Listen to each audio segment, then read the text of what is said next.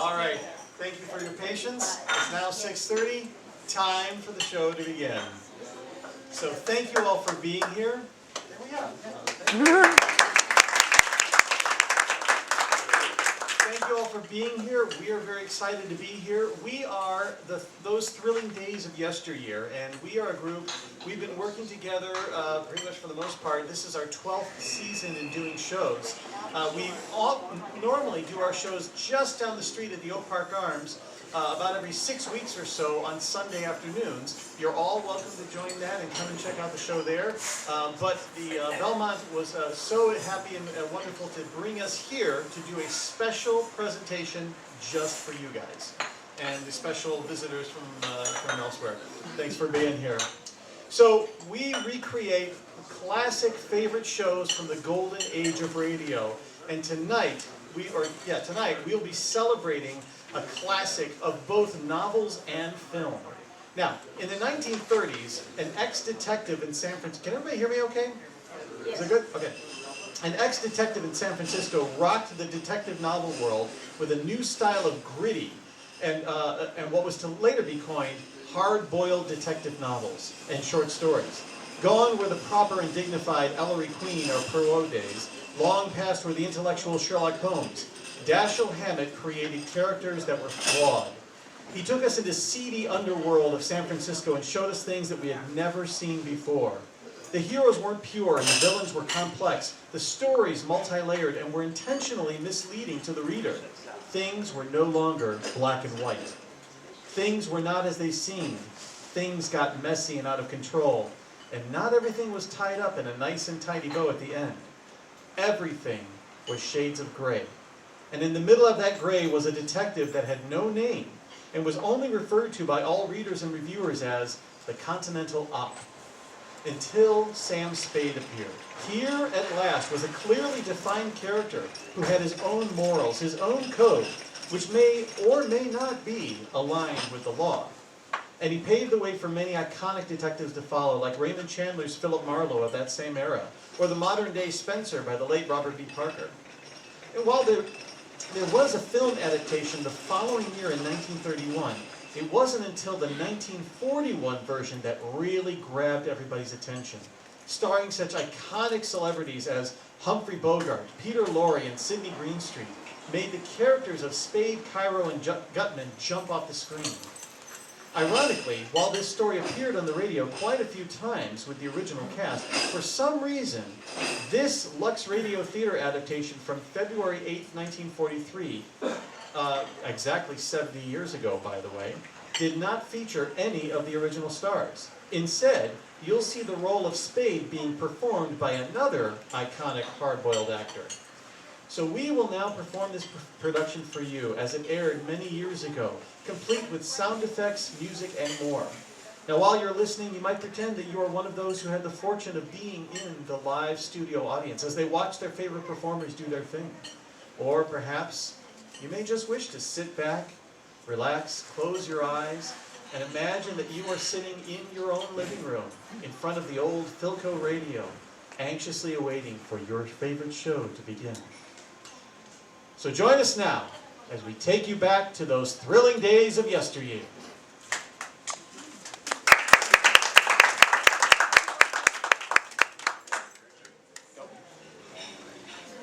Lux presents Hollywood.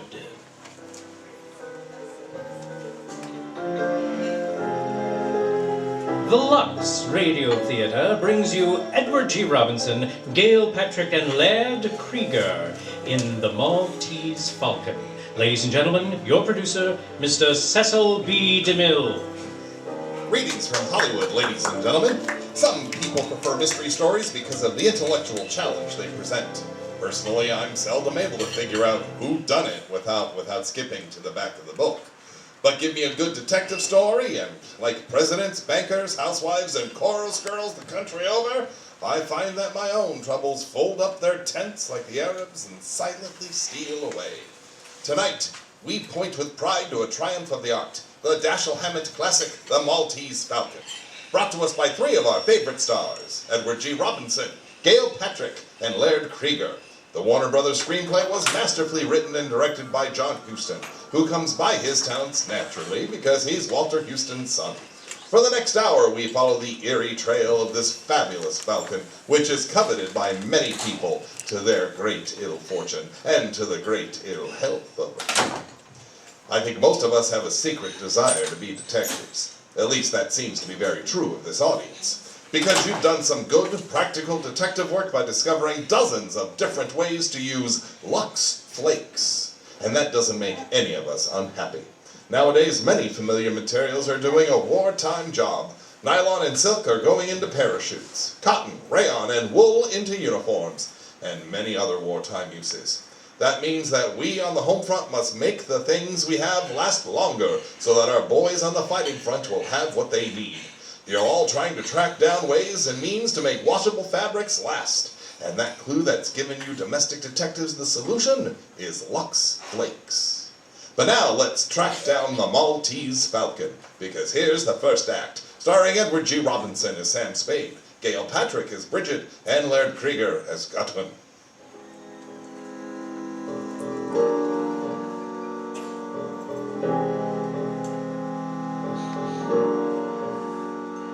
At 2 o'clock in the morning, the city of San Francisco lies sleeping under a blanket of fog. Along a lonely street, a man walks slowly, his footsteps ringing hollowly against the wet pavement. He passes a deserted alley and stops.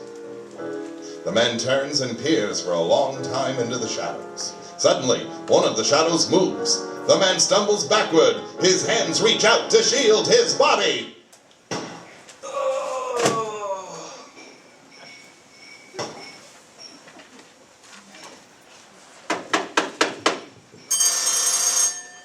All right, Spade, open up. We know you're in there. Come on, Spade, come on out. Who is it? Dundee and Poland. We want to talk to you. Come in, Lieutenant. Nice time to make a call. Yeah. 4 in the morning. Or did your watch stop? We don't have any hours on the force, Spade.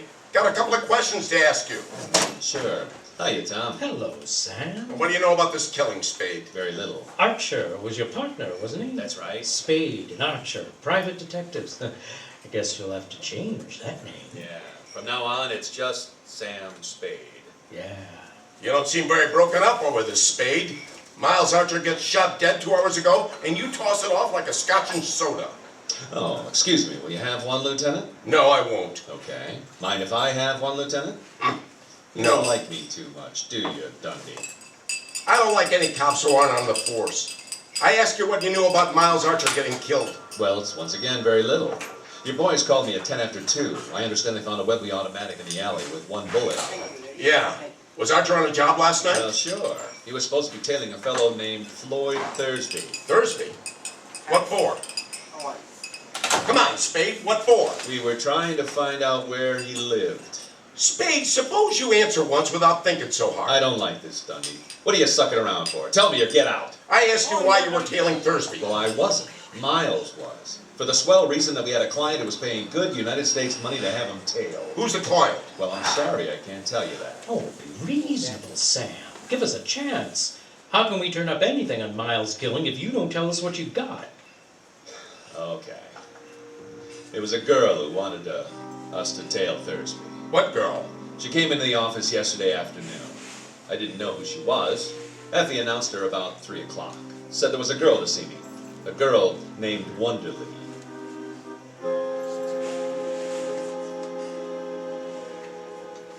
There's a girl to see you, Mr. Spade. She says her name's Wonderly. What is she, Effie? A customer? I guess so. You'll want to see her anyway, Mr. Spade. She's a knockout. Well, sure in, Effie, darling. Will you come in, Miss Wonderly? Thank you. Mr. Spade. Yeah, that's right. What can I do for you, Miss Wonderly? Well, I don't know where to start. I asked at the hotel for the name of a reliable private detective, and they mentioned I yours. see. Well, now, suppose you tell me about it from the very beginning. Well, I'm from New York. I've come here to find my sister. Mm-hmm. Well, are you sure she's in San Francisco? Well, she was 2 weeks ago. I have a letter from her. She came here with a man named Thursby, Floyd Thursby. You mean she ran away with him? Yes. Oh, Mr. Spade, I've got to find her. Mother and father are in Honolulu, and it would kill them. I've got to get her back before they come home. Well, what did she say in the letter? Nothing, except that she was all right. I sent her a note begging her not to do anything foolish. I sent it to General Delivery. I told her I was coming out to get her. I shouldn't have done that, should I? Well, it's not always easy to know what to do. You haven't found her? No, I told her I'd be at the St. Mark for her to meet me there. But I've waited 3 whole days. She didn't come. She didn't even send a message. Well, go on. Oh, it was horrible. Waiting. Yesterday afternoon, I went to the post office. Corinne didn't come for her mail, but Floyd Thursby did. Well, did you speak to him? Yes. He wouldn't tell me where Corinne was, but he promised to bring her to the hotel this evening. Hiya, Sam. Say, Oh, excuse me. Oh, it's all right. It's all right, Miles. Miss Wonderly, this is Mr. Archer, my partner. Well, how do you do? Mr. Archer? Anything I can do, Sam? Well, Miss Wonderly's sister ran away from New York with a fellow named Thursby. Mm-hmm. Miss Wonderly has seen Thursby and has a date with him tonight at the St. Mark. Maybe he'll bring the sister with him, but the chances are he won't. Miss Wonderly wants us to find the sister and get away from him and back home, right? Yes, but I want you to know that he's a dangerous man. I don't think he'd stop at anything. I don't believe he'd hesitate to kill Corinne if he thought it would save him. Well, what time is he coming to see you? Between 8 and 10. All right, Miss Wonderly. We'll have a man there. Oh, no, Sam, no. This is too important for that. I'll look after it myself, Miss Wonderly. Oh, thank you. Not at all. Oh, here, I brought some money. Will $200 be enough? Well, to begin with, yes. Oh, by the way, it would help some if you'd meet Thursby in the lobby. Oh, I will. You don't have to look for me, Miss Wonderly. I'll see you all right. Oh, thank you. Goodbye. Goodbye. Goodbye, Miss Wonderly. See you tonight. Yes, goodbye.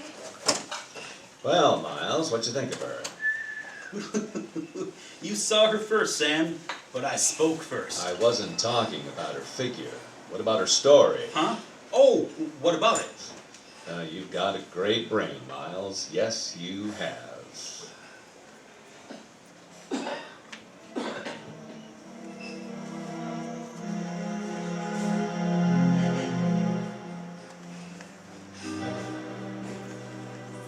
So, Miles went out to tail Thursby last night. Yeah? And Thursby shot him.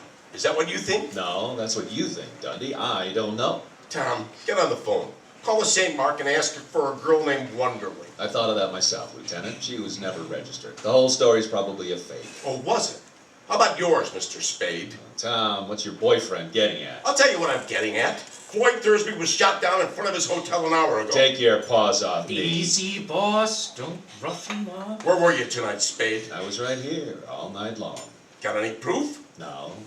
So you think I shot Thursby, huh? Yeah, I think you did. Well, I know where I stand now. Did Thursby die? Yeah. Well, how did I kill him? I forget. He was shot 3 times in the back with a .44. Hotel people know anything about him? Nothing, except he'd been there a week. Hello? Alone. Well, did you find out who he was? What his game was? Nope. We thought you could tell us that. I've never seen Thursby, dead or alive. Now look, Spade, if you did get Thursby, you'll get a square deal out of me and most of the breaks. Don't know that I blame you a lot, the man that killed your partner, but that wouldn't keep me from nailing you. Yeah, fair enough. But I'd feel better if you'd have a drink with me. No? No. Well, good night, gentlemen. I'm tired.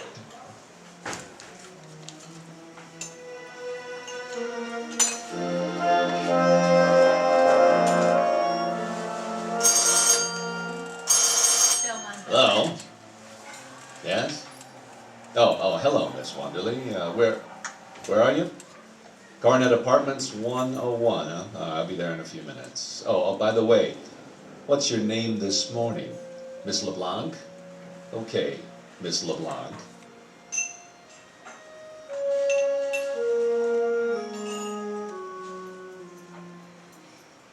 Mr. Spade, I have a terrible confession to make. Yeah? Well, go ahead, Miss LeBlanc. Well, that story I told you yesterday was all a story. Oh, that's all right. I didn't believe your story anyhow.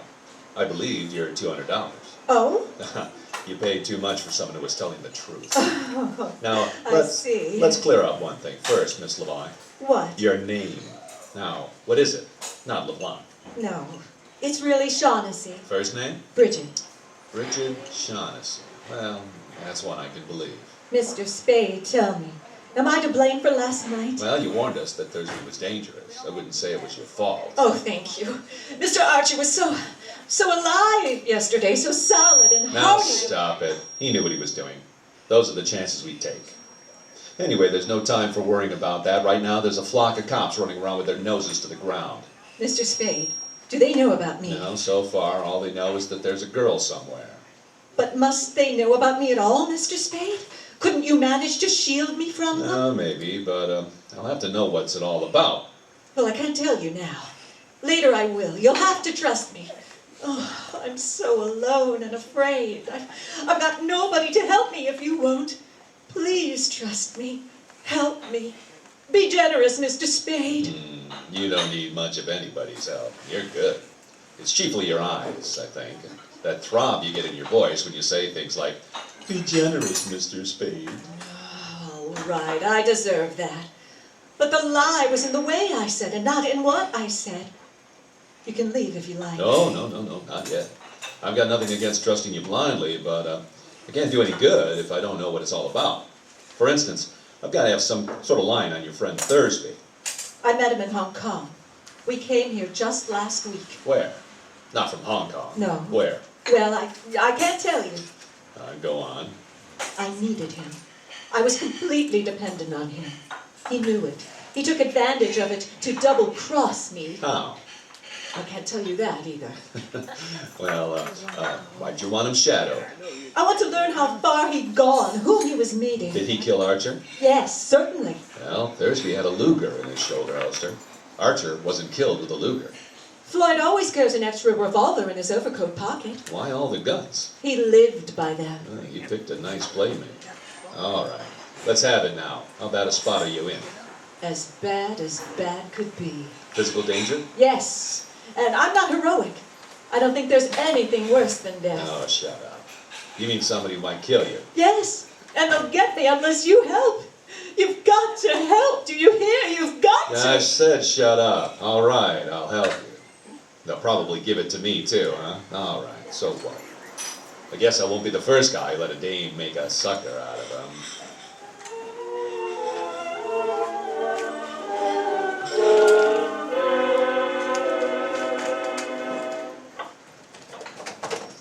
He's back again, Mr. Spade. Who, Effie? The fellow that was here this morning. Here's his card. Joel Cairo. What is he, a character? Mm-hmm. Foreign type. He smells like gardenia. Gardenia, huh? Well, shoot him in, Effie. Right. Will you come in, Mr. Cairo? You're very kind. Thank you. Now, sit down, Mr. Cairo. Thank you. I'm Sam Spade. Something I could do for you, Mr. Cairo? Yes, thank you. But first, may I stranger offer condolences for your partner's unfortunate death. Thank you. And may I ask, Mr. Spade, if there is a certain relationship between that and the death of the man Thursby? May I ask that? No. I beg your pardon. Mr. Spade, I am trying to recover an ornament that has been, shall we say, mislaid. I thought and hoped you could assist me. Yeah? The ornament is a statuette, a black figure of a bird. Yeah? And I am prepared to pay on behalf of the figure's rightful owner the sum of $5,000 for its recovery. Or what is the phrase? No questions will be asked. $5,000 is a lot of money. Come in. Is there anything else for me, Mr. Spade? No. Good night, Effie. And lock the door when you go, will you? Good night. Yes, Mr. Cairo, $5,000 is a very... What do you think you're doing? I am pointing a revolver at a spot directly between your eyes. You will please clasp your hands together at the back of your neck and do not move. I intend to search your office, and if you attempt to prevent me, I shall certainly shoot you. All right. Go ahead. You will please stand. I shall make sure you are not armed. Certainly. Oh! All right, Cairo, drop the gun, please. Drop it! Drop it! Or do I twist your arm off at the elbow? No! Here, take it! Yeah, thanks. Now sit down over there and behave yourself. You You have bruised me, Mr. Spade. Well, I'm sorry. I guess I got a little annoyed. I don't like guys who make a phony offer of $5,000. You are mistaken, Mr. Spade. That was and is a genuine offer. Yeah?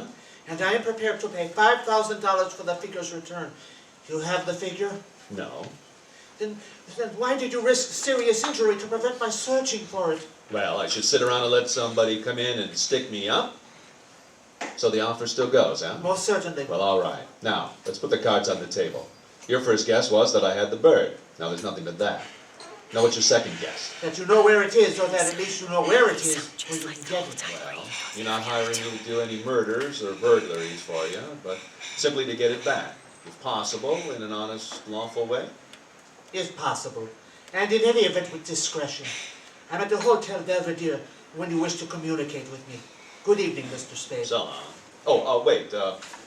You know a girl named Wonderly? No, I do not. LeBlanc? No. Well, how about Bridget Shaughnessy? The Hotel Belvedere, Mr. Spade. Room 6, drive 5. Okay.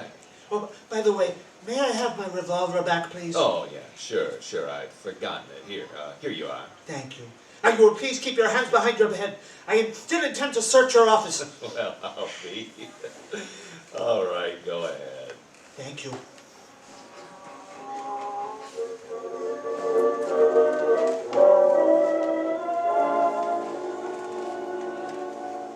Come in, Mr. Spade. Do you have any news for me? Yeah, little.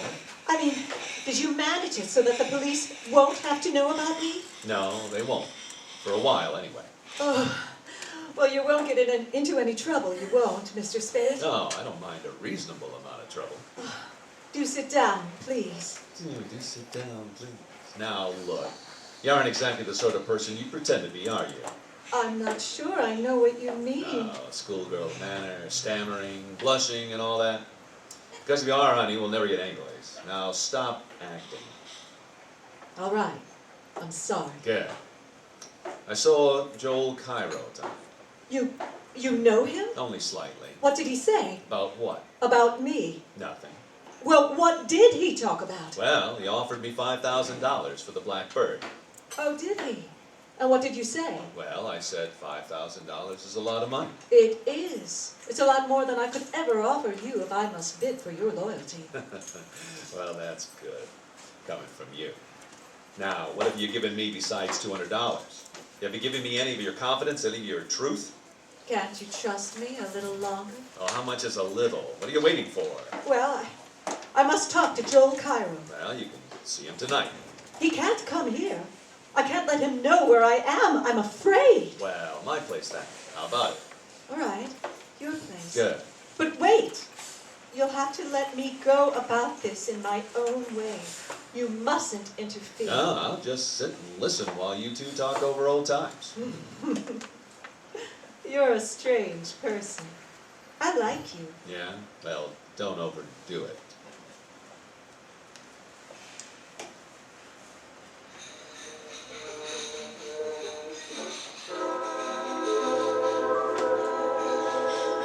Sit down, Mr. Cairo. Sit down, Miss Shaughnessy. I might advise you, Mr. Spade, there's a boy outside who seems to be watching the house. Yeah, I know. I spotted him. What boy? Who is he? No, I don't know. A gunman, I guess. He's been tailing me around town all evening. Did he follow you to my apartment? No, I shook him before that. Well, let's start the meeting. I'm delighted to see you again, Miss Shaughnessy. I was sure you would be, Joel. I'll mix a drink. Go ahead, Bridget. Mr. Spade told me about your offer for the Falcon. How soon can you have the money be ready? It is ready. In cash? Oh, yes. You're ready to give us $5,000 if we turn over the Falcon to you? I should be able to give you the money at, say, 10:30 in the morning. But I haven't got the Falcon. What? Oh, don't worry. I'll have it in another week at the most. Why must I wait a week? Well, perhaps not a whole week. And why, if I may ask, are you willing to sell it to me at all? I'm afraid, after what happened to Floyd, I'm afraid to touch it, except to turn it over to somebody else right away. Tell me, exactly what did happen to Floyd? He was murdered by the fat man. The fat man? Is he here? I don't know. I suppose so. What difference does it make? It might make a world of difference. Yes, You might be able to get around the fat man, Joel, as you did with that one in Istanbul. What was his name? The one you did away with? It's a lie, you dirty little... Get away from her. Get away. You hear? Oh! Now, cool down. This is the second time you have put your hands on me, Mr. Spade. Well, let's try and make it the last. Now, you better get out, Cairo. I'll call you tomorrow. You're working for her now, is that it? I'm working for myself. You want to withdraw your offer? Just say so. The offer still stands. Well, all right then. Get out. Very well. Good night, Mr. Spade. Well, you've got some fine friends, Miss Shaughnessy. They always try to throttle you? I suppose I ought to thank you. Well, you've had your talk with Cairo. Now you can talk to me. Well, it didn't work out the way I hoped. I'll have to go now. No. Not until you've told me about it. Am I a prisoner? Well, maybe. Or maybe that kid outside hasn't gone home yet. Do you think he's still there? Likely. Well, I'll stay. For a while, anyhow. Okay. Now, what's this bird, this falcon, that everybody's all steamed up about? It's a black figure of a bird, a hawk or a falcon about a foot high. Well, what makes it so important? I don't know. They wouldn't tell me, but they promised me $5,000 if I helped them get it from the man who had it. That was in Istanbul? Yes, Well, go ahead. that's all. They promised me the money to help them, and I did. Then we found out that Joel Cairo meant to desert us, taking the falcon with him and leaving Floyd and me nothing. So we did exactly that to Mr. Cairo. But then I wasn't any better off than before because Floyd hadn't any intention of keeping his promise to me about sharing equally. I learned that by the time we got here. What's the bird made of? Porcelain or black stone, I don't know. You're a liar. What? A liar. Yes, I am. I've always been a liar. Well, don't brag about it. Is there any truth at all in your yarn? Some. Not very much. All right. We've got all night before us. I'll put some coffee on and we'll try again. Oh, I'm so tired. I'm so tired of lying and thinking up lies and not knowing what is a lie and what's the truth. Don't ask me. Please don't. If there's any kindness in you at all. What are you trying now? That's right, turn on the beauty. Let your eyes get nice and starry. Put your arms around my neck and look pleadingly at me. Yeah, you're great. You think it's going to be getting you anyplace? Oh, it couldn't with you. No? Well, don't be too sure.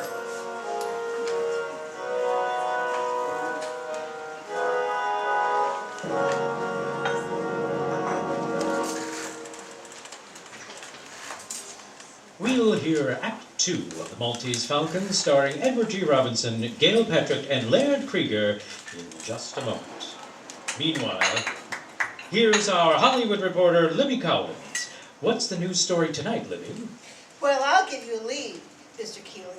Gable's back and Garson's got him. Oh, Libby, you're talking about Metro-Goldwyn-Mayer's new picture Adventure, starring Greer Garson and Clark Gable.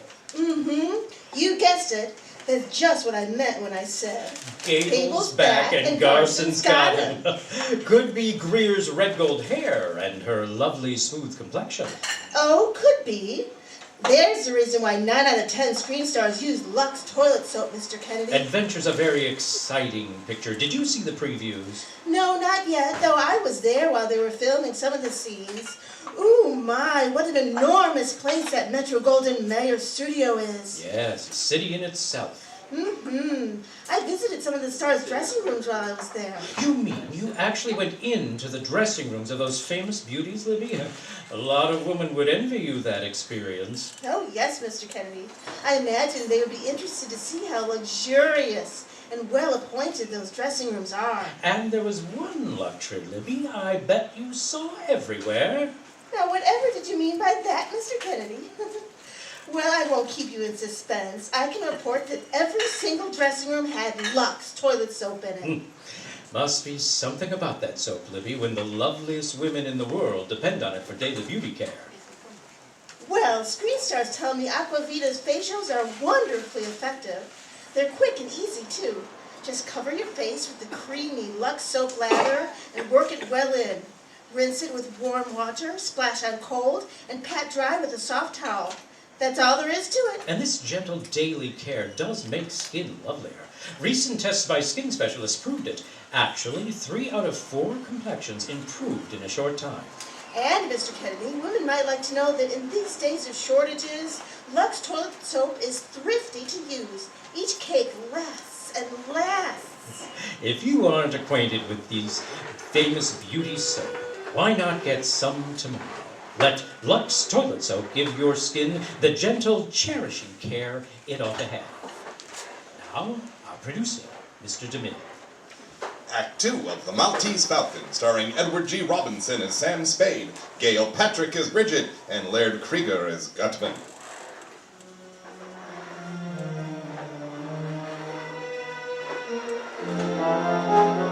On the trail of the Black Falcon, Sam Spade has followed nothing but blind alleys. But now a call comes from his secretary. He was here twice, Mr. Spade. He wouldn't leave his name, though. No place I can reach him? He said something about the Hotel Barclay. Well, what do you look like, Effie? Can you describe him? Well, that's easy enough. A big fellow. About 270 pounds. Yeah? The Fat Man.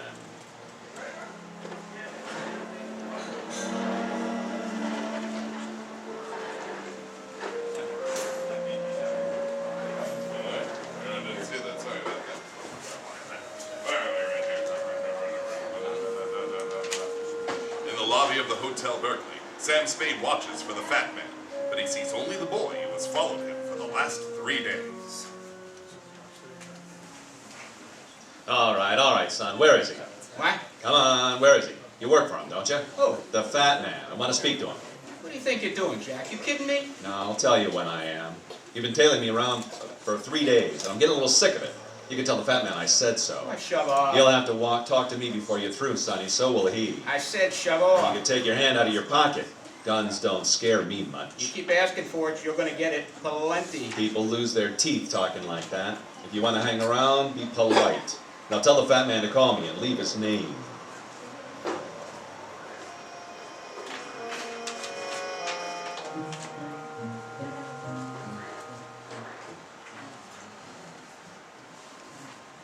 Hello, Mr. Spade. Mr. Goodman called. He says the boy gave him the message. Room 407, the Barclay, this afternoon at 3. Ah, Mr. Spade, delighted to see you, delighted. How do you do, Mr. Gubbin? Sit down, my friend, we'll have a little drink. Well, can't stay long, sorry. I've got an appointment at the district attorney's office. Oh, interesting. Say when, Mr. Spade. I'll leave that to you. Excellent. Excellent. I distrust a man who says when. If he's got to be careful not to drink too much, it's because he's not to be trusted when he does. You're a closed-mouthed man, Mr. Spade. No, I like to talk. I enjoy it. Better and better. I distrust a closed-mouthed man. He generally picks the wrong time to talk. He says the wrong things. Well, sir, we'll talk. Swell. Will we talk about the Blackbird? You're the man for me, sir. No beating about the bush, but right to the point. But first, sir, answer me a question. Are you here as Miss Shaughnessy's representative or Mr. Cairo? Well, there's nothing certain about it either way yet. It depends. Which will you represent? You will either be the one or the other. No, not necessarily. Who else is there? Well, there's me. Ah, that's wonderful, sir. Wonderful. I do like a man who tells you right off that he's looking out for Now, himself. let's talk about the Blackbird. Let's. Mr. Spade, have you any conception of how much money can be got for that blackbird? No. Well, sir, if I told you half, you'd call me a liar. No. Not even if I thought so. You know, of course, what the bird is, of course. No, I didn't. You don't. They didn't tell you that. Well, I know what it was supposed to look like, and I know the value in human life that you people put on it. But Miss Shaughnessy didn't tell you what it is, and Cairo didn't either. But they must know what it is, or do they? What is your impression, sir? Well, there isn't much to go by. Cairo wouldn't talk. The girl said she didn't know, but I took it for granted she was lying. Then they don't know. I am the only one in this whole wide, wonderful world who does. Now, that's great. When you've told me, that'll make 2 of us. Mathematically correct, sir. But I don't know for certain that I'm going to tell you. Now, don't be foolish. You know what it is. I know where it is. That's why I'm here. Well, sir, where is it? You see, I must tell things, but you refuse. That is hardly equitable, sir. No. I don't think we can do business along these lines. No. Well, think again and think fast. I told that gunman of yours that you'd have to talk to me before you finished. Now, I tell you now that you do your talking today or you're through. Now, what are you wasting my time for? I can get along without you. Now, talk. Hey, anything wrong, boss? Come in, Wilma. Oh, yeah. Come in, Sonny. Keep your hands off your gun or I'll knock your ears down. Listen, you keep it up. Wilma, just stand over there, Wilma. Excitable young man, Mr. Spade. Well, make up your mind, Gutman. While you're doing it, keep that gunsel away from him. I'll kill him. Mr. Spade, I must say you have a most violent temper. Well, think it over. You've got till 5:30, then you're either in or out. For keeps.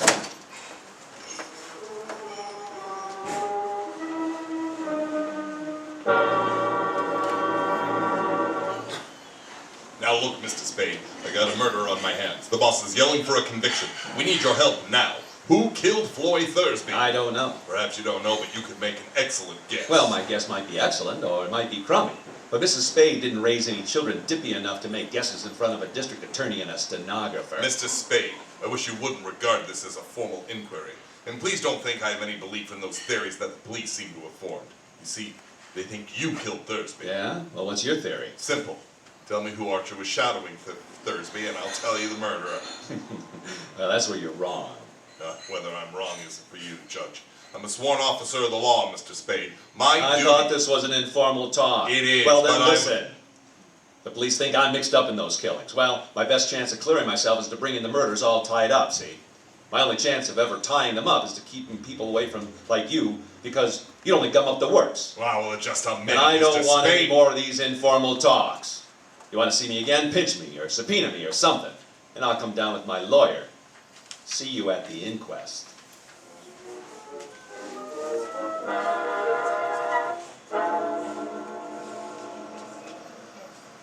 Hey, you. Well, hiya, son. Didn't expect to see you until 5:25. Hope I haven't kept you waiting. Oh, you keep on riding me, they'll be picking iron out of your liver. The cheaper the crook, the gaudier the pattern. Gutman ready to talk? He's waiting at the hotel. Get going. Oh, they're on their way up now. Thank you. Oh, hello, operator. I don't want to receive any calls for about an hour. Yes, thank you. Come on, get in, Sonny. Mr. Spade. Here, Gutman. Here's your gunman's 6-shooter. Well, what's this? I took it away from him. I was afraid he might hurt himself. I'll get you, Spade. Someday I'll let you have it right in the face. Your mother's Get not out of even- here. Wait outside, Wilma. By gad, sir, you're a chap worth knowing. An amazing character. Here, I'll fix a drink for you. Thanks. Oh, by the way, I owe you an apology. Never mind that. Never mind. Let's talk about the bird. All right, sir, let's. Mr. Spade, this is going to be the most astonishing thing you've ever heard. Yeah? What do you know, sir, about the Knights of Rhodes? Nothing. They were crusaders, Mr. Spade. In 1539, these crusading knights persuaded the Emperor, Charles V, to give them the island of Malta. Yeah? He made but one condition. They were to pay him each year the tribute of a falcon in acknowledgement that Malta was still under Spain. Do you follow me? Yeah, so far. Good. Well, sir, the knights were profoundly grateful to the Emperor for his generosity to them. And the very first year they sent him not an insignificant live bird, but a glorious golden falcon, encrusted from head to foot with the finest jewels in the coffers. Well, sir, what do you think of that? I don't know. These are facts, sir, historical facts. They sent this jeweled bird to Charles, who was then in Spain, but never reached Spain. A famous admiral of buccaneers took the knight's galley and the bird. In 1713 it turned up in Sicily. In 1840 it appeared in Paris. It had by that time acquired a coat of black enamel, so that it looked nothing at all like, except but a fairly interesting black statuette. Then in 1922, a Greek dealer named Kallios found it in an obscure shop. No thickness of enamel could conceal the value from his eyes. Now, drink up, sir. Yeah, go on. Well, sir, to hold it safe, Kallios re-enameled the bird. I see. I got wind of this find, but when I arrived in Athens, I discovered that the bird was gone, and Kallios murdered. That was over 20 years ago. Well, sir, it took me 20 years to locate that bird, but I did. I traced it to the home of a Russian general, one Kemedov, in Istanbul. I sent some agents to get it. Well, sir, they got it, and I haven't got it. Where's Kemidov? Oh, Kemidov, he died. Very suddenly. Yes, his heart. Was there a knife in it or a bullet? Your glass, sir. Thank you. And now, before we start to talk prices, how soon are you willing to produce the Falcon? Couple of days. That's quite satisfactory. Well, sir, here's to a fair bargain. Drink up! What's your idea of a fair bargain? $25,000 when you deliver the Falcon to me, and another $25,000 later on. Or, I'll give you 1/4 of what I realize on the Falcon. That would amount to a vastly greater sum. Well, how much greater? Who knows? Shall I say 100,000? That would be the minimum. What's the maximum? What would you say to 250,000? I think that the dingus is worth $1 million, huh? At least. That's a lot of dough. A lot of dough. What's the maximum? What's the matter, Mr. Spade? Are you feeling ill? What was in that drink? The drink? Oh, I drugged it. Yeah? You'll be unconscious very shortly, Mr. Spade. You better lie down. I wouldn't want you to fall. That's very good. Yeah, that's very... Oh, dear. Dear. Oh, Joel, come in. Is he unconscious? Yes. You know, he's a very interesting person, Joel. The kind of man I enjoy dealing with.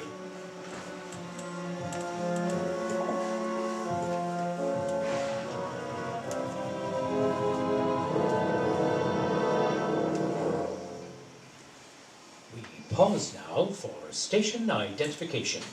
This is the Columbia Broadcasting System. After a brief intermission, Edward G. Robinson, Gail Patrick, and Laird Krieger will return in the third act of the Maltese Falcon. And now, here's our Hollywood reporter, Libby Collins. Greetings, Libby. What's new? Well, for one thing, Mr. Kennedy, my hat. What do you think of it? Your hat, Libby, nice. Very nice, yes, I like it. Oh, come now, stop hedging. What do you really think of it? To tell you the truth, Libby, I hardly noticed the hat. I was looking at you.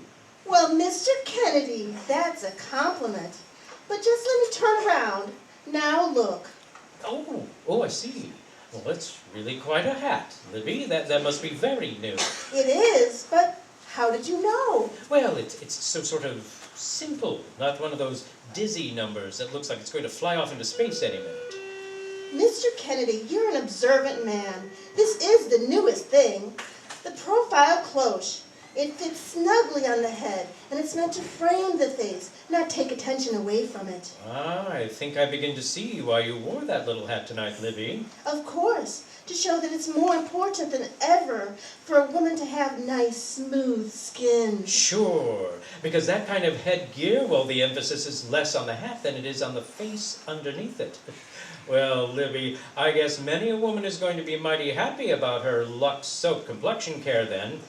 Yes, this hat seems designed to set off a lovely Lux complexion. It's going to be a popular style this spring. Then daily Lux Soap complexion care ought to be more popular than ever too. Because gentle Lux toilet soap really makes skin softer, smoother. Recent tests show that Lux Soap beauty facials improve actually 3 out of 4 complexions, you know. Well, Mr. Kennedy, nearly every famous star in Hollywood is devoted to this fine white soap. Screen stars say the creamy Lux soap lather is wonderfully kind to delicate skin.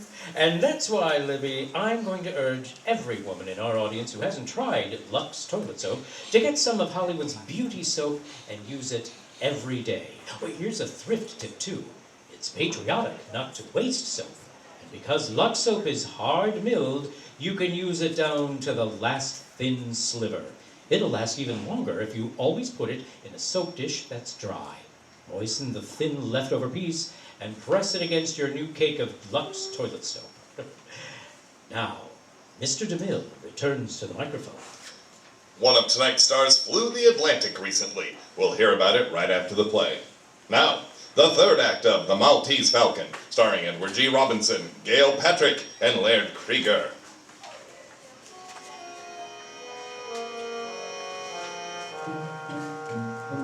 When Sam Spade woke up, he was alone in the hotel room. Pale and still shaking from the effect of the drug, he's gone to his office, where Effie stares at him in alarm.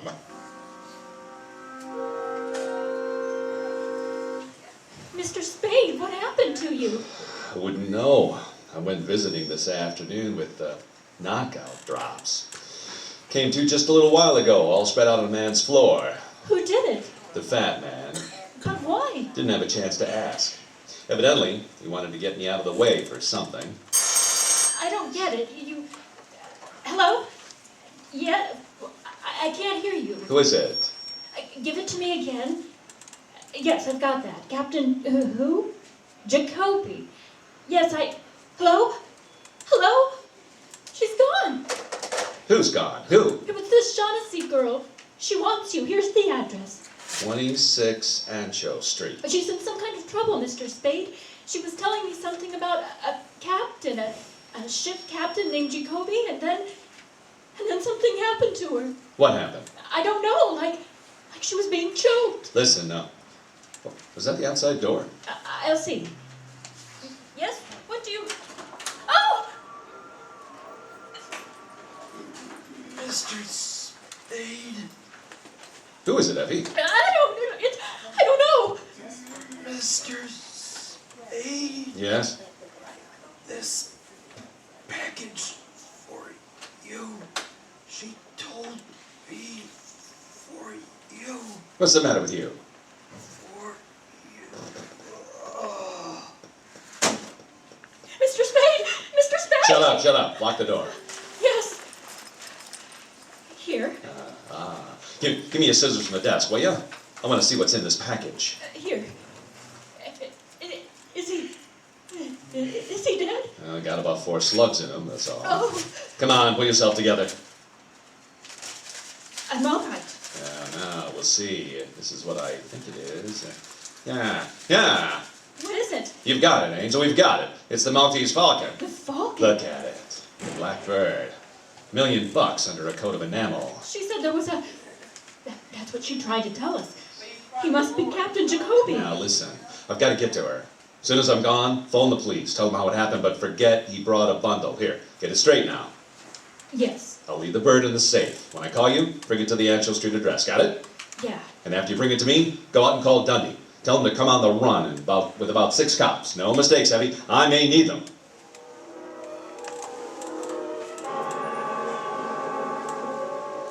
Just keep your hands up, Mr. Spade, and come in, Wilma. Shut the door. Well, sir, we're all here, waiting for you. Now, let's sit down, Mr. Spade, and be comfortable. Sure. Sam, I tried to call you. I wanted to tell you. It's all right, honey. Take it easy. But they've been holding me here all last night and today. But you've come to no harm, Miss Shaughnessy, as yet. Oh, Mr. Spade, I believe you know Mr. Cairo. Yeah. How do you do? And Wilma, of course. Hey, you carrying a rod? Let me see. Get away from me. You're not going to frisk me. Stand Put your still. paws on me and I'm going to make you use that gun. Ask your boss if he wants me shot up before we talk. Sit down, Wilma. Mr. Spade, you're certainly a most headstrong individual. We'll talk. Yeah? Are you ready to make the first payment and take the Falcon off my hands? You're sure you have it? Sam, have you? I didn't this afternoon, but I have now. Then I'm willing to pay. Joel, the money, please. Wait. There's another thing to be taken care of first. We've got to have a fall guy. I beg your pardon. Well, the police have to got a victim, somebody that they can stick these 3 murders. 2. Only 2 murders, Mr. Spade. Thursby undoubtedly killed your partner. All right, 2. The point is, I've got to come up with somebody. A victim when the time comes. If I don't, I'll be it. And whom do you recommend as this victim? Oh, well, I'm not fussy. How about we give them Wilmer here? He'll do. Why, you little... It'll wait, punk. By gad, Mr. Spade, you are a character. Well, it's our best bet. If we turn him over, the cops will be happy. We'll be free as the air. And well, what do you think of this, Wilma? Mighty funny, hmm? Oh, yeah, mighty funny. Well, anyway, he killed Thursby, didn't he? He's made to order for the pot. Get up on your feet. Go away, punk. I've taken all the riding from you I'm going to take. Now you get up and shoot it out. Calm yourself, Wilma. Mr. Spade, your plan is not at all practical. Let's not say anything more about it. Well, all right. I've got another suggestion. Want to hear it? Most assuredly. Well, give them Joel Cairo. Suppose we give them you, Mr. Spade, or Miss Shaughnessy. How about that? Now look, you people want the Falcon, I've got it, and the Fall Guy's part of the price. As for Miss Shaughnessy, well, if you think she could be rigged for the part, I'm willing to discuss it with you. Sam! What's the matter? You don't mean it. You couldn't. Well, no, because I don't think the cops would be happy with it, Angel. Personally, I see the only guy who's really right, and that's Wilmer. I'll kill him. I'm gonna kill him. Stop it! Stop it, do you hear? Now, let him go. I told him to lay off me. I warned him. I hated to do that, but the punk had it coming to him. That's your Fall Guy, Mr. Gutman. What do you say? I don't like it, sir. Well, either you'll say yes right now, or I'll turn the Falcon and the whole lot of you in. All right, you can have Wilmer. Carry him inside, Joel.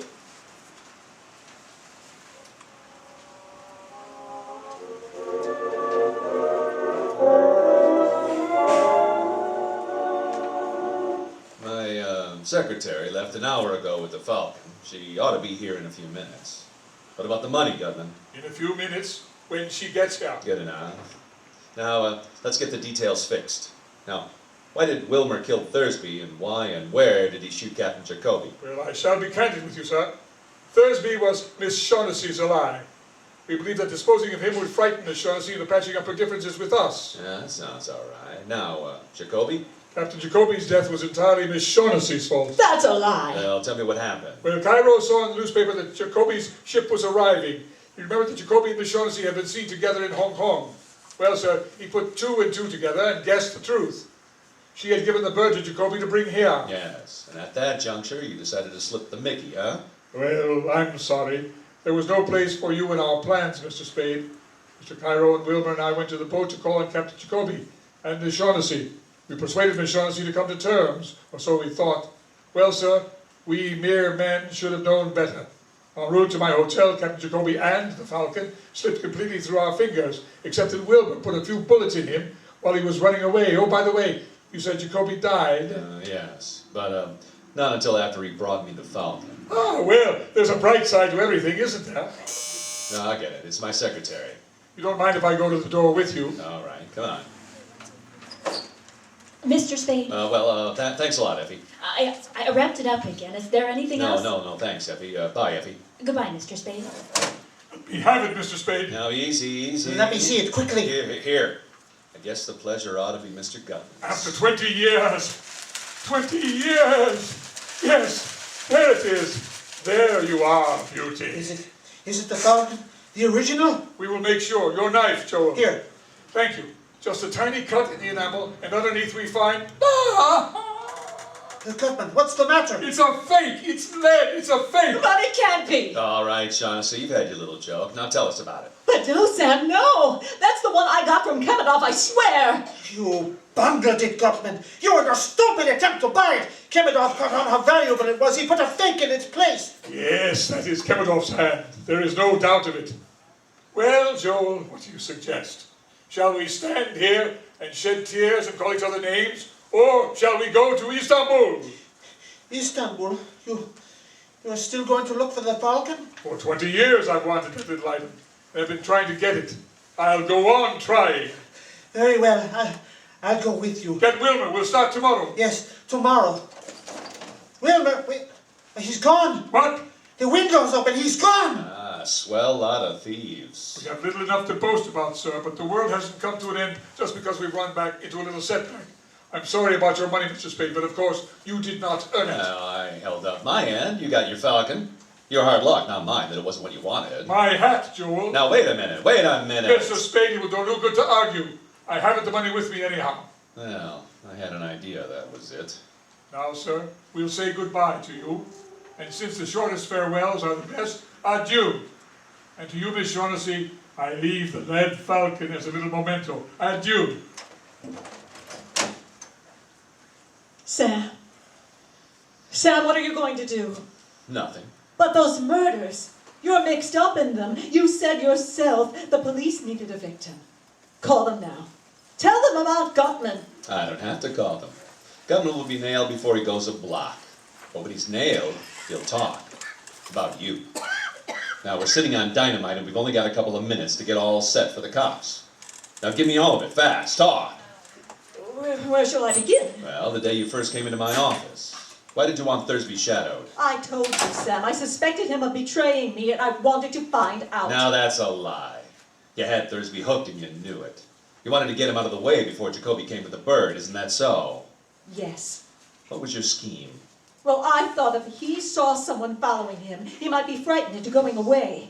Well, then you must have told Thursby that Archer was following him. Yes, I told him. But please believe me, Sam. I wouldn't have told him if I thought Thursby would kill him. Well, if you thought he wouldn't kill Archer, you were right, Angel. He didn't? No. Archer had been a cop too long to be caught that way up in a blind alley with his gun tucked away in his hip and his overcoat buttoned. But he would have gone up there with you, Angel. He was just dumb enough for that. Sam! And then you could have stood as close to him as you liked in the dark and put a hole through him with a gun you'd gotten from Thursby that night. Don't you talk to me like that, Sam. You know I didn't. Oh, shut up. This isn't the spot for the schoolgirl act. Why did you shoot him? Oh, I didn't mean to at first. I didn't really. But when I saw that Thursby couldn't be frightened, Oh, Sam, darling! Oh, go on, go on. When you found that Thursby didn't mean to tackle Archer, you borrowed the gun and did it yourself, right? Yes. You didn't know that Gutman was here hunting for you. Till you heard Thursby had been shot. Then you knew you needed another protector, so you came back to me. Yes, but Sam, it wasn't only that. I would have come back to you sooner or later. For the very first minute I saw you, I knew that I would... Oh, you angel. Well, if you got a good break, you'll be out of San Quentin in 20 years. You can come back to me then. What? Oh, no! You're not going to... I'm going to send you over. Oh, no, don't, Sam. Don't say that. You're taking the fall, darling. You're doing this to me? Don't you understand, Sam? I'm in love with you! That's great. But you can't! You can't! Yes, I can. You killed a man, darling, remember? You know, deep down in your heart, you know that in spite of anything I've done, I love you! I don't care who loves who. I'm not going to play the sucker. I'm going to walk into Thursby's and I don't know how many others' footsteps. You killed Miles, and you're going over for it. Sam! That's the cops. Don't let them in. Please! Sit tight, honey. Sam! Hello, Spade. Get in. You get the fat boy? Yeah, we got him. The kid, too. Ah, swell. Here's another one for you. She killed Miles. Can you prove it? Can I, Miss Shaughnessy? Can I prove it? Go on, tell him. Yes. All right. Come on. So long, Miss Shaughnessy. This doesn't mean anything to you, does it? Maybe. But you're going away. But chances are you'll get off with 20 years. If you do, I'll wait for you. And if they hang you, Angel, I'll always remember you.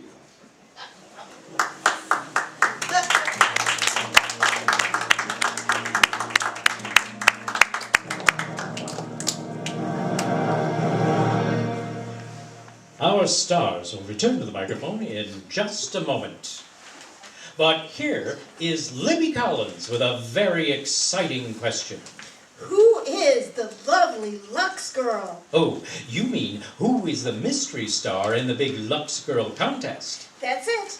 The lovely Hollywood star with her eyes masked out. Her pictures appearing in newspapers everywhere, on posters in grocery stores all over the country. Give our listeners a clue, Libby, to help identify her. Right. Our Lux mystery girl is a star of Metro-Goldwyn-Mayer's Too Young to Kiss. Oh, that makes it easy for everyone to identify her and to enter this wonderful Lux contest. The prizes, John, are simply wonderful. Why, the first prize is $5,000 cash, plus a Ford Victoria sedan. And there are 10 more Ford Victoria sedans to give away. And 200 14-karat gold diamond Volvo watches. Plus $10,000 in additional cash prizes. Over $60,000 worth of prizes. And everyone's easy to win. Besides, it's really fun to enter the contest. First, you identify the mystery star. Then, complete the last line in the jingle. Now here's the jingle. June is her name. The last is da-da-da. That's where you fill in the star's name. I'll repeat it. June is her name. The last is da-da-da. Her lovely skin is beyond comparison. Her beauty's soap's the one for me. Da-dee-da-dee-da-dee-da. Everyone knows lots of nice things about Lux soap to help write that last line. Yes, for instance, Lux soap has active lather, rich, creamy lather that cleanses gently but thoroughly, leaves skin softer, smoother. It's a firm, white cake with a delicate flower-like fragrance. Comes in a generous peak bath size, too. 9 out of 10 screen stars are Lux Girls. So go ahead, enter this big Who's the Lovely Lux Girl contest right away. Get the entry blank at your grocer's tomorrow. The picture of the star to be identified, the jingle, the rules, and the address are all on the blank. Send as many entries as you wish, but with each entry, attach 2 Lux toilet soap wrappers, either regular or bath size. The contest closes October 15th. So start now, get your entry in right away. Just think, $60,000 worth of prizes, over 1,200 opportunities for you to win. And now, here's Mr. DeMille with our stars. Tonight, the Maltese Falcon had its share of thrills, but in recent weeks, Edward G. Robinson had been on the road to adventure in real life. We'll get to the inside story now as he and Gail Patrick and Laird Krieger come back for a curtain call. Must have been pretty exciting crossing the Atlantic in wartime, Eddie. Well, we went over the plane, Gail, and as we approached the other side, it was nip and tuck there for a few minutes. I wasn't sure whether I'd make it or not. Oh, Nazi planes go after you? No, we were playing bridge, and I made the bid doubled and redoubled. Huh. Did you fly back too, Eddie? No, I came back on a ship, Laird. I was sure I'd get a chance to see a submarine, but nothing happened. The word must have gone out that Little Caesar was aboard. Now, don't kid about that, CB. Purely because of Little Caesar, I received a great distinction. The fellows made me an honorary member of the gun crew. That's serious, Eddie. In entertaining our soldiers in England, how did you find them? Are they cheerful? Cheerful and determined, CB. As for the English people, nothing seems to bother them. They've been rationing for so long it's a topic of conversation now. That great clock, Big Ben, was symbolic of the whole country to me. Every time it strikes, it seemed to be saying, "It's later than you think, Adolf Hitler." I suppose you just been broadcasting yourself while you were there, Eddie. Well, one afternoon I broadcast 6 messages to the continent in French, Spanish, Romanian, German, Danish, and Italian. What? No Greek? Well, I'm working on Russian at the moment, Gail. I want to be able to say thank you to all the Russians I meet from now on. You've had many successes on the screen, but in years to come, I think you'll value most the success you achieved in this job for your country. Well, thank you, CB. What are you doing here next week? Well, that's when the big question comes up again, Eddie, because next week our play is the Paramount comedy hit, Our Husband's Necessary. And in it, we'll present those eminent thespians George Burns and Gracie Allen. In the play, George works in the bank and Gracie is secretly trying to help his career. So tune in next Monday night and get Gracie Allen's answer to that burning question, Are husbands necessary? Sounds like a lot of fun, CB. Good night. Good night. Good night. Good night, good night. Don't omit George and Gracie.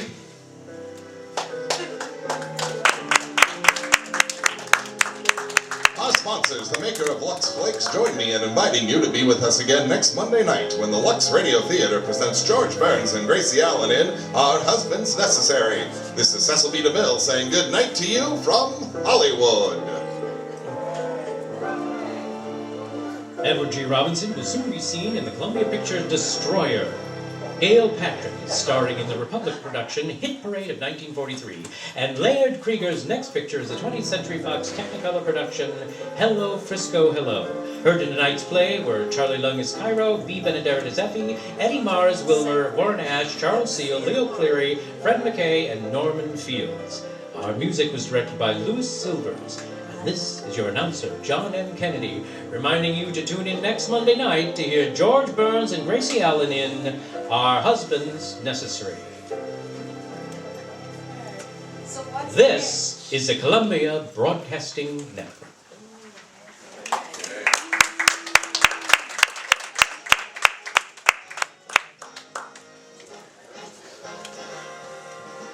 All right, thank you so much for being here today. We've hoped that you've enjoyed our lovely show of mystery and intrigue, and maybe you can figure out who done it.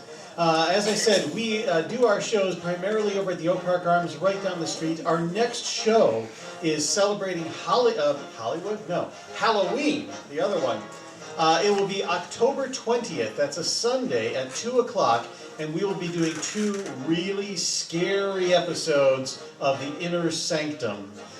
So they're really worth checking out. And we also have then in December an exciting Christmas show coming up, and then in February we celebrate the fabulous and legendary feud between Jack Benny and Fred Allen.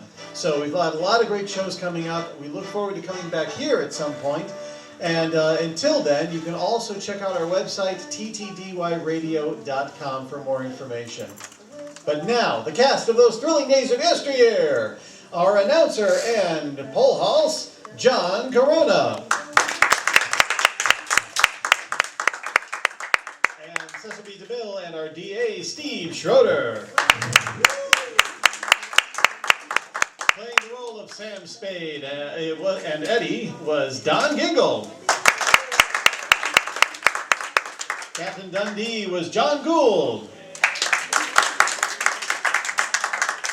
And the role of Effie was Amy Kennedy. And Bridget O'Shaughnessy, or Gail, was Pam Turlow. And the role of Archer, as well as Jacoby, was Aaron Wolfenson. The role of the mysterious Cairo, Craig Gustafson. Libby the Lux Girl was Margie Gustafson.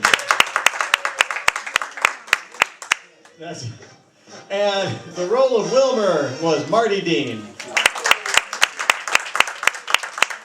And the role of the fat man, Gutman, was also played by Rob Lamont. And no radio show would be complete without the synchronous sound effect stylings of Pam Turlow, Rob Lamont, and Aaron Wolfenson. And I am the producer and director, Ben Goodall. And on behalf of the cast, I'd like to thank you, the audience, for once again, for helping our show to come alive. And living those thrilling days of yesteryear so that we could bring them back to you. Thank you.